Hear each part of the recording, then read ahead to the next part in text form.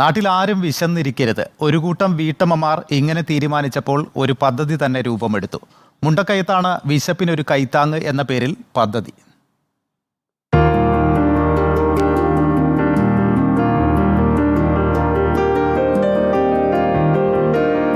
വിശപ്പിന്റെ വില അറിയാത്തവരായി ആരുമുണ്ടാകില്ല.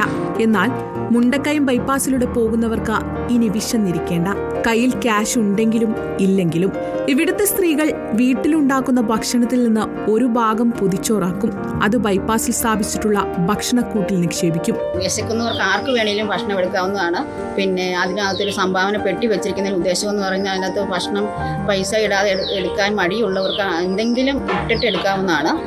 അതിന് കിട്ടുന്ന പൈസ കൊണ്ട് നമ്മൾ ഷുഗർ അങ്ങനെ പ്രഷർ എന്നുള്ള മാസത്തിൽ ഒരിക്കലും അതിൻ്റെ ഫണ്ട് അവർക്ക് വേണ്ടി വിനിയോഗിക്കുന്നതാണ്.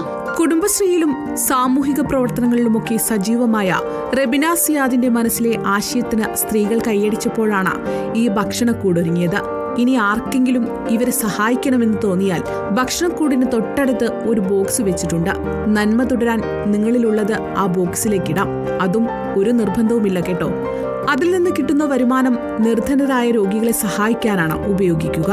റിപ്പോർട്ടർ, കോട്ടയം.